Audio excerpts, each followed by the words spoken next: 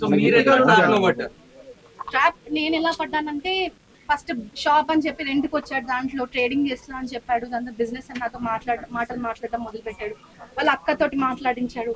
దాని తర్వాత కన్వర్ట్ అయ్యానని చెప్పి సర్టిఫికేట్ చూపించడం, కన్వర్ట్ అయిపోయానని చెప్పి నమ్మించడం, నాకు గుడిలోకి వెళ్ళి తీసుకెళ్లడము, చేతులకి మన థ్రెడ్ మన హనుమంతుడి తినడం కానీ, ప్రతిసారి గుడికి తీసుకెళ్లడం కానీ, అలా హిందులాగా మారిపోయానని చెప్పి నమ్మించడం జరిగింది. పెళ్లికి ముందు పెళ్లి తర్వాత అసలు ఎన్ని డేస్ మీరు ఉన్నారు అసలు? పెళ్లికి ముందు ఆల్మోస్ట్ 2.5 months. పెళ్లి తర్వాత మొన్న Jan 12 పారిపోయాడు. ఎప్పుడు రియలైజ్ అయ్యారు? Jan 12 తర్వాత నేను మేడం సార్ వాళ్ళని కలిసాను. దాని తర్వాత లవ్ జిహాద్ అని అర్థమైంది నాకు అప్పుడు. అంటే నటాషా, మీరు 2.5 months లో ఒక అమ్మాయిగా ఎలా తనకి మీరు యాక్సెప్ట్ చేస్తారు? అసలు లవ్ ఎలా యాక్సెప్ట్ చేస్తారు? ఒక వెల్ ఎడ్యుకేటెడ్ కదా మీరు, ఎలా నమ్మారు అసలు? ముఖ్యంగా ఎవరైనా కానీ అంటే ఆ వీడియోస్ చూపించి నిన్నే పెళ్లి చేసుకుంటాను, నువ్వు వేరే వాళ్ళని పెళ్లి చేసుకోవద్దు, నువ్వు వేరే వాళ్ళని పెళ్లి చేసుకుంటే అవి బయట పెడతాను అని అంటే ఏ అమ్మాయిని ఏం అర్థం చేసుకుంటుంది? ఒక పిచ్చి ప్రేమ అని చెప్పి అర్థం చేసుకోవడం జరిగింది.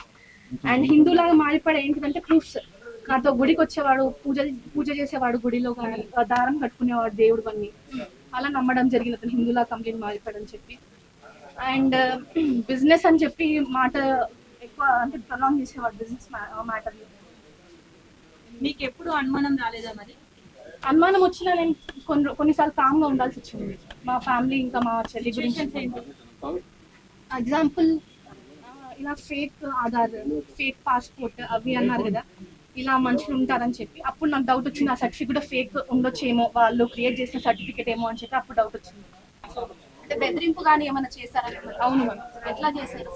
అంటే రీసెంట్ గా నవంబర్ లో ఒక మెయిల్ వచ్చింది. అతను హైదరాబాద్ లో ఉన్నప్పుడు, అతను మీ దగ్గర ఉండడం తెలుసు, అతను తీసుకురాకపోతే మీకు నరకం చూపిస్తాను, ఐ షో యూ హెల్ అని చెప్పి, మీ బ్యాక్గ్రౌండ్ మొత్తం నాకు తెలుసు, ఎక్కడ ఏం చేయాలో అది చేస్తాను అని చెప్పి మెయిల్ పంపించడము, ఫోన్లలో తిట్టడము, ఫోన్లలో బెదిరించడము, ఇలా చాలా జరిగాయి.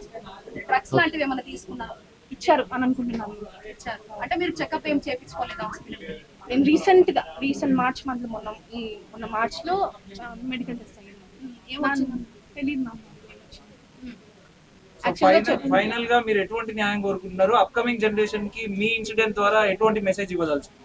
అంటే ముస్లిమ్స్ ఎప్పటికైనా ముస్లిమ్సే, ఇస్లాం వాళ్ళకి మెయిన్ ప్రయారిటీ.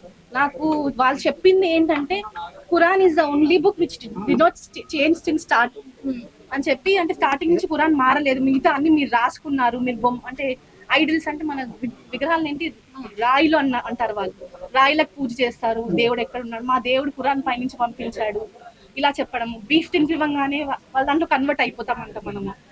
అండ్ ఒక హిందూ అమ్మాయి మెయిన్ వాళ్ళది ఏంటిదంటే ప్లాన్, అండ్ వాళ్ళ థింకింగ్ ఏంటిదంటే హిందూ అమ్మాయిని ముస్లింలా కన్వర్ట్ చేస్తే వాళ్ళకి డైరెక్ట్ స్వర్గానికి వే ఉంటుందని చెప్పి వాళ్ళు ఇలా చేస్తున్నారంట. వాళ్ళ అమ్మ వచ్చిన రోజు ఇది కింద ఉండడానికి అదే చెప్పింది, వాళ్ళ అమ్మ కూడా అదే చెప్పింది, అదే డిస్కస్ చేసుకున్నారు వాళ్ళు. అంటే హిందూని ఇలా ముస్లింలోకి ప్లాన్ అంటే మనం మార్చుకుంటే మనకి డైరెక్ట్ వాళ్ళ ఫ్యామిలీకి, వాళ్ళ ముస్లిం ఫ్యామిలీకి కానీ ఆ అబ్బాయికి కానీ డైరెక్ట్ స్వర్గానికి దారి ఉంటుంది అని చెప్పి చెప్పడం జరిగింది. అంటే మీడియా ముఖంగా మీ అమ్మగారికి మీరేమన్నా గిల్ట్ ఫీల్ అయ్యేదో చెప్పాలనుకుంటున్నారు? అంటే చెప్పాలని అనుకుంటున్నాను.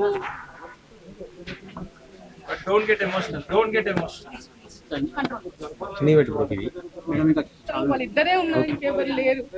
వాళ్ళ కోసం నేను అంటే ఎంతవరకు నేను భరించాను నాకు తెలుసు, కానీ తన కూతురు ఎప్పుడు తప్పు చేయలేదు అని చెప్పాలని అనుకుంటున్నాను. వాళ్ళని కాపాడడానికి నేను ఇంతవరకు అంటే నేను భరించాను.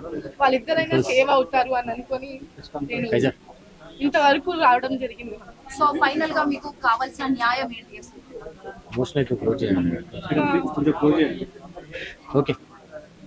చెప్పండి. వాళ్ళకి పడే శిక్షణ చూసి ఏ ముస్లిం అబ్బాయి ఇంకా ఏ హిందూ అమ్మాయి జోలికి రావద్దు, అలాంటి శిక్షణ ఇవ్వాలని చెప్పి గవర్నమెంట్ ని కోరుకుంటున్నాను.